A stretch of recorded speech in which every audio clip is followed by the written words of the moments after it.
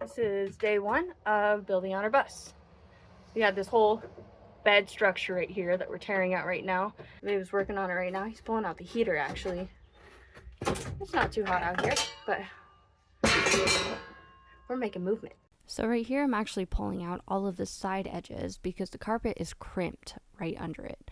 So as soon as the whole bed structure is out, we're gonna have to pull out the carpet. This part was pretty satisfying, but we actually had no idea what was coming next right after this. So you'll find out pretty soon in this video. Some people might say that we could have left the bed and we could have left the carpet, but we wanted to do all of this right and correctly. And so we wanted to start with a completely blank canvas to put our imprint into the whole idea of this bus build.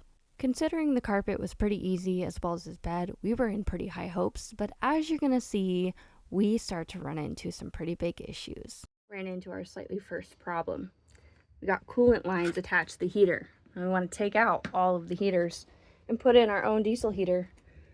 Since we have coolant lines right there, it's running throughout the bus. So that's a whole nother project in and of itself. Oh look, there goes the carpet. So we didn't have the necessary tools to cap off the heater, so we decided to move on to this. I tried my dear hardest to get this one last bolt snapped off because all of the other bolts were just fine. They came off just fine, but this one last bolt was just kind of being stubborn. So I tried to snap it off with the leverage of the lift, but obviously that didn't work. So I had to make a trip to the hardware store and I had to buy a whole new tool to cut off this bolt. I had to leave and then I come back and this is all pulled out. This was a hefty job, but we got it done. So the second problem we ran into is this rubber flooring from the school district. So it's basically just rubber. This is the tool that we have right now, which is working better than just trying to pull it up. It's just going right through it. So I guess we're pulling up little bits at a time. If you guys have any ideas, let us know. Because this is gonna be one heck of a job. So this is actually the tool that we bought and used to cut off that last bolt of the hydraulic lift. And it kind of made a lot of sense to us that it would help us with this rubber that was completely glued to the floor. But as you can see here, I'm struggling pretty badly to find a rhythm. And the whole reason why we actually need to pull the rubber off of the floor is because we need to make sure that there's no rust underneath. But the rubber is keeping the entire floor intact. So we have to pull it out to figure out what is under those boards.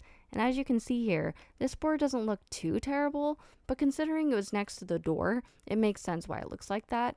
And we can easily assume that the rest of the floor looks perfect, but we still have to make sure because we want to do everything right. And I mean, we definitely could have taken that risk of just using the floorboards that we have right here to build on top of. But who wants to take that risk when they're trying to build a future home for themselves, you know?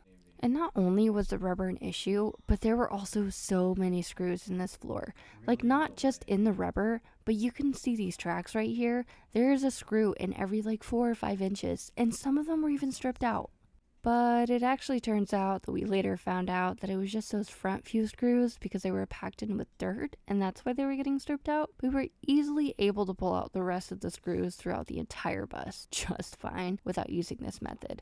So if you're like us and you're building a schoolie, don't do this and test all the screws first. And because we didn't really bother to check and we kind of just assumed that they were all going to be bad, this probably took about an hour out of our day and a bunch of energy that we could have spent doing something else. So we ended up getting all of it out, and next thing to do was to pull out the rubber of the center aisle, and that actually started to seem pretty easy, but it wasn't. Because the first few inches actually came up easy, but the rest of it started to give us a pretty hard time. If you're planning on using the subfloor that was already installed in the schoolie, you probably don't want to pull up this rubber, but we have to check for rust underneath.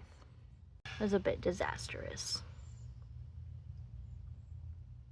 Well, it's the end of day one.